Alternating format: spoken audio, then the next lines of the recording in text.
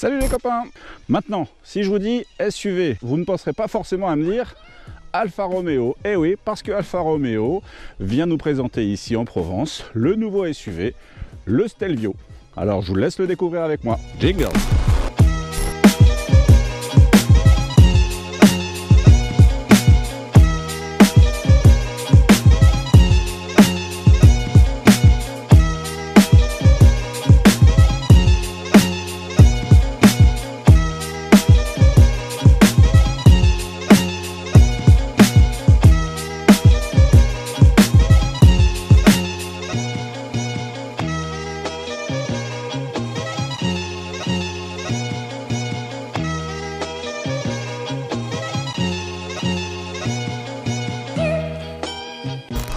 Alors esthétiquement, moi ce Stelvio, je trouve vraiment réussi.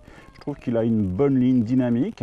Alors, faut pas oublier ici que la version est présentée avec des jantes qui sont en option pour la modique somme de 900 €. Mais d'un point de vue extérieur, c'est un avis tout personnel. Je trouve qu'il a de la gueule, il laisse pas indifférent. C'est vraiment un SUV qui pour moi est dynamique et vraiment dans l'esprit italien. Alors, on va maintenant rentrer à l'intérieur. Alors, encore une fois, ici, on est sur la version de base de notre modèle d'essai, mais il est bien sûr optionné. Vous avez par exemple ici un pack sport intérieur à 2800 € qui comprend les sièges en cuir, chauffant, mémoire, etc., le volant sport. Bref, vous avez quand même pour 2800 € d'intérieur ici en option. Alors, une finition avec ici une bande d'aluminium qui traverse la planche de bord. On va le démarrer. Alors, ce qui est tout à fait agréable, c'est que le siège conducteur électrique recule quand on arrête le moteur. Regardez, on va le faire. Pour pouvoir me laisser sortir de manière tranquille. Hop, je recule. Et à l'inverse, on va démarrer et j'avance. Bon, c'est rigolo et finalement c'est assez pratique. Alors à l'arrière, on a également pas mal de place pour mettre facilement 3 adultes. Et si on revient par ici, la clim bizone, le fameux bouton Alfa Romeo DNA pour changer les modes de conduite. Ici on est en boîte automatique et donc là la petite molette de réglage. En termes de visibilité, ici, on a les petits cadrans assez sympas. Donc globalement, la vie à bord du Stelvio, ça se passe plutôt pas mal. Alors la conduite du Stelvio, sur chemin caillouteux comme ici, vous voyez, je grimpe sans mal. Ça ballotte un peu, mais ça motorise tout le temps. Enfin, franchement, j'ai aucun problème sur ce petit chemin bien dégradé. La vue globale, c'est joli, ça respire la qualité. Alors à l'arrière du Stelvio, on est plutôt bien installé. Regardez, moi je fais un bon 1,80 m. Donc déjà, au niveau de la garde au toit, j'ai encore de l'espace. Je peux même mettre un chapeau de cow-boy. Et je suis derrière le siège conducteur qui lui aussi est reculé à son maximum. Et regardez, les genoux passent quand même. J'en profite pour faire ici un petit zoom sur les sièges, vous voyez, avec ce cuir grainé et perforé qui est vraiment de très bonne facture. Alors voilà ce qui termine donc l'essai de ce premier Stelvio qui était donc la version diesel de 210 chevaux avec une finition super, le système Q4 qui est un système 2 ou 4 roues motrices avec une répartition intelligente, 100% pardon, à l'arrière en temps normal et qui peut aller jusqu'à 50-50 en conditions vraiment dégradées, une gestion électronique automatique.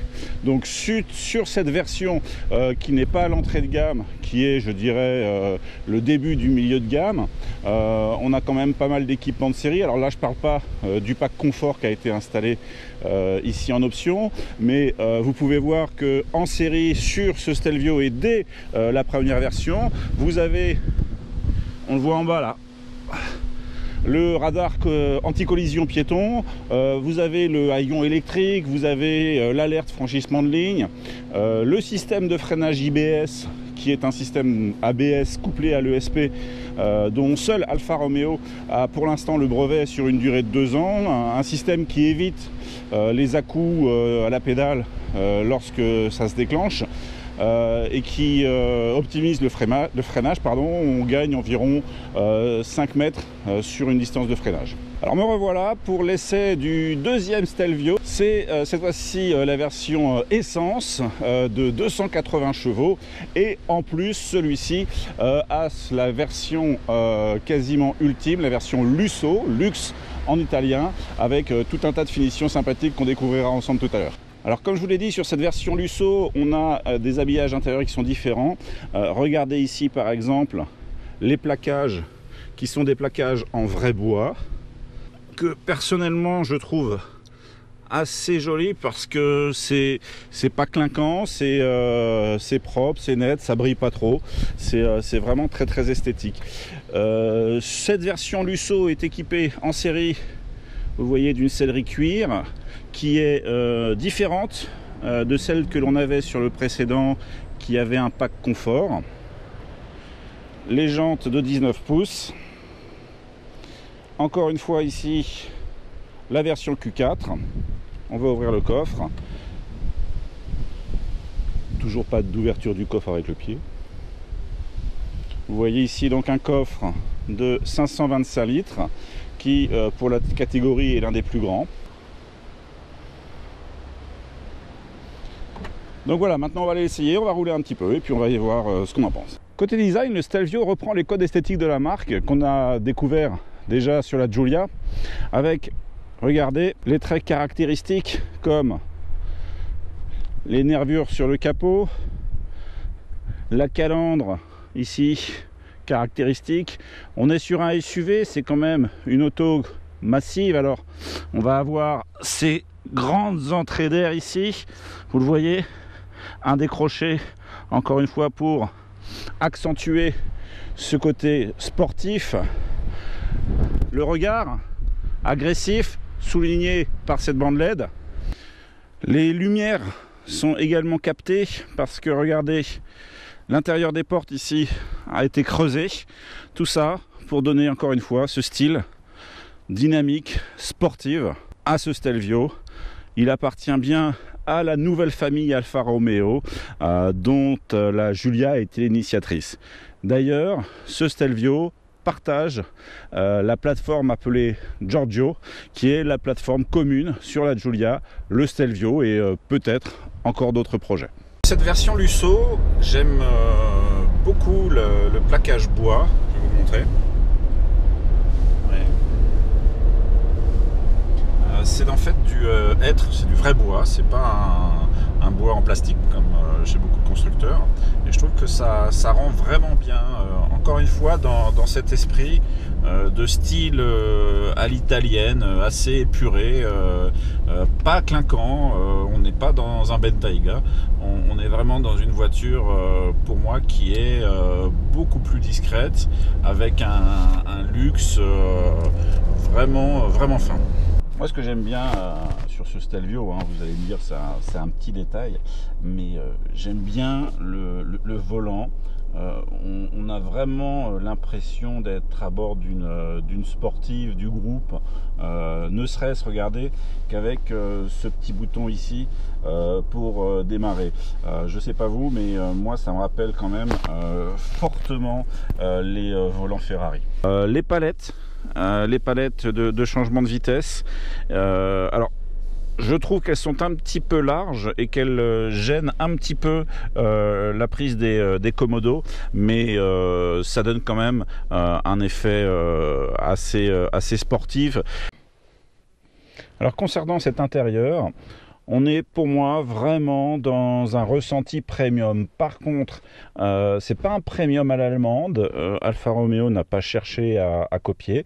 Alfa Romeo, encore une fois, a conservé ses codes avec son instrumentation, ses quelques boutons. Mais justement, on s'y retrouve. On n'est pas dans une voiture que l'on va voir un petit peu partout avec une finition un petit peu froide. Ici, on est vraiment dans une Alfa Romeo. Alors, on aime, on n'aime pas. Moi, personnellement, j'aime beaucoup. J'aime cet esprit, je dirais, un petit peu à l'ancienne. Alors un petit peu, c'est vrai qu'on n'est pas dans l'ultra design, on n'est pas dans l'ultra technologique, bien qu'il y ait du design et de la technologie, mais encore une fois, Alfa Romeo garde son ADN et puise dans son histoire pour concevoir ses autos. Ce qui marque un petit peu la différence par rapport à un premium allemand, c'est ici quelques assemblages. Vous voyez par exemple, là, bon, au niveau de la portière, on passe la main. Quelques plastiques également qui sonnent encore un peu creux dans des endroits, voilà, un petit peu cachés de l'habitacle. Mais globalement, on est quand même sur un assemblage de bonne facture. Alors je viens de tester le freinage d'urgence en croisant un camion sur une petite route. Ça passait pas, hein. J'ai pilé, la voiture elle s'est arrêtée net. Donc franchement, excellent freinage, excellente réaction, ça s'est arrêté tout droit, sans broncher. Pas mal. Bon alors ce qui marque un peu la différence quand même, faut le dire, hein, faut être honnête par rapport au premium allemand. Déjà c'est que le GPS ne m'interrompt pas quand on parle. Alors ce fameux bouton DNA, il est là, vous permet de passer donc en 3 modes, avec ici un mode plutôt économique, le mode normal et le fameux mode dynamique. Et alors regardez, ce qui est rigolo, c'est que on va le mettre en dynamique et regardez l'écran, il nous met tout en rouge. Alors voilà, je pars au volant de cette version donc essence, 280 chevaux. Toujours ici la petite molette DNA. Alors là, comme on est quand même dans une version un peu plus sportive, on va partir en mode dynamique, ce qui va jouer sur la suspension, le temps de réponse du moteur et de la boîte, bref, tout un tas de paramètres qui vont configurer donc l'auto en version un peu plus sportive. Allez, on est parti. Ici donc des Alpilles vers les Baux-de-Provence. On y va et on va tester un petit peu ce châssis. Alors un petit peu de roulis, c'est normal, hein, on est au perché.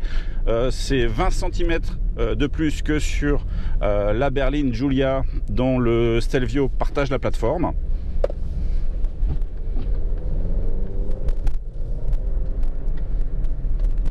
Le freinage a du mordant. On se fait quand même des petites frayeurs quand on pense être dans une berline, même si ce SUV ne pèse que 1,6 tonne, qui là encore une fois en fait un des SUV des plus légers de sa catégorie, ce qui a l'intérêt de ne pas trop pénaliser la consommation ni le freinage. Alors tout de suite en mode DNA, je remarque une chose, c'est que les temps, je dirais, de passage de rapport sont beaucoup plus courts. Ils montent beaucoup plus vite, hein, sur cette boîte automatique à 8 vitesses. Là, on va accélérer un petit peu. Allez, on y va. Vous entendez? Là, une conduite un peu plus dynamique, vous le voyez. Sur cette version essence en mode dynamique, les accélérations sont vraiment franches et ce qui domine, c'est vraiment le sentiment de légèreté de l'auto, ce qui est assez étonnant. Bon, à force de faire joujou avec le mode dynamique, on dépasse un peu les consommations données par le constructeur, hein. On est loin des 5,7 litres au 100, on approche plutôt des 10-12. Bon, en même temps, on se fait un peu plaisir, hein. Alors le projet Stelvio chez Alfa Romeo, c'est un sacré challenge parce que le marché n'a pas attendu pour faire des SUV. Aujourd'hui, il y a beaucoup de concurrents, que ce soit l'Audi Q5, que ce soit le Mercedes GLC, le Porsche Macan, etc., etc. Il faut savoir qu'aujourd'hui, les ventes de SUV représentent à peu près 40% des ventes du marché. Demain, ça va encore exploser pour devenir vraiment un segment majeur. Donc Alfa Romeo se devait d'être présent sur ce segment. Challenge d'autant plus compliqué que Alfa Romeo, c'est une marque de cœur qui a vraiment beaucoup de fans. Il ne fallait pas décevoir ses fans, mais il fallait également séduire une nouvelle clientèle. pour moi, le défi est relevé puisque ce Stelvio, encore une fois, reprend les codes sportifs, l'ADN d'Alfa Romeo. Franchement, il ne laisse pas indifférent. Il est loin d'être fade. Et je pense qu'il va justement séduire une clientèle qui va chercher quelque chose d'un petit peu différenciant, d'un peu plus sportif, du charme à l'italienne. Alors l'habitabilité du Stelvio, elle est vraiment très bonne puisque à l'avant, on a largement la place aux jambes, au toit, aux bras, aux épaules. Franchement, un grand volume. À l'arrière, c'est pareil. Le coffre, 525 litres. Vraiment une très bonne dimension pour la catégorie. Ici, on est par rapport à une berline 20 cm de plus au-dessus de la route, donc l'avantage du SUV, cette position de conduite haute. Franchement, la prise en main du Stelvio est facile, on ne se rend pas forcément compte du volume. Encore une fois, les ingénieurs d'Alfa Romeo ont fait un véhicule qui vraiment est facile à appréhender, qui est assez fin. Alors il est déjà temps de faire un bilan de cet essai. Ici derrière moi, donc encore une fois, la version essence Lusso, mais globalement moi ce que j'ai aimé de ce Stelvio, eh bien vous le voyez, c'est tout d'abord donc ce design.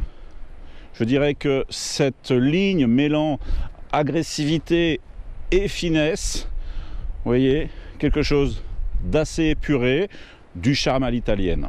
Donc sur ces essais, 2 moteurs essayés, le moteur diesel de 200 chevaux et le moteur essence de 280 chevaux.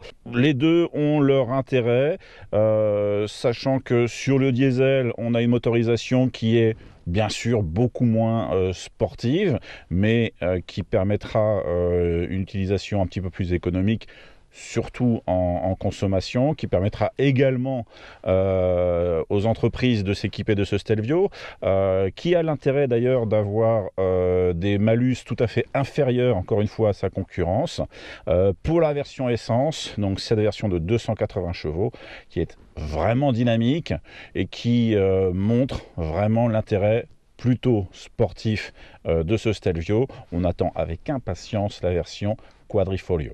Voilà, fin de l'essai, on va rendre le Stelvio, un peu triste de le rendre parce que vraiment c'est une voiture dans laquelle j'ai pris du plaisir de conduite et je pense que c'est ce qu'a voulu faire Alfa Romeo, créer un véhicule vraiment destiné au plaisir de conduite. Donc pour moi, un bilan plutôt positif de cet essai avec ce SUV qui reprend vraiment tous les codes, tous les gènes de la marque. Les points positifs pour moi, ce sont les lignes déjà de ce Stelvio, cette sportivité affirmée, c'est la motorisation, alors plutôt une préférence pour la motorisation essence, plus dynamique, le confort également, parce que grâce au mode DNA on peut avoir un confort plutôt ferme en mode dynamique ou un confort plus tendre, on va dire, en mode normal.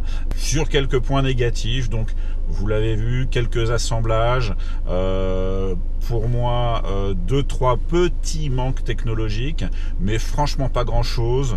Le pari est réussi, ce SUV est vraiment une Alfa Romeo, c'est vraiment un véhicule qu'il faut conduire, qu'il faut essayer, donc je vous encourage à aller l'essayer. Bon ben voilà, c'est déjà la fin. Alors j'espère que vous avez apprécié le véhicule, que vous avez apprécié les paysages. Regardez ce panorama ici dans les Alpilles au Beau de Provence, c'est quand même assez exceptionnel. Et puis moi je repars. Je repars comment? Eh ben je repars avec le Stelvio. Ciao les amis, n'oubliez pas de liker la page, suivez-nous sur Facebook, suivez-nous sur YouTube. À bientôt, ciao.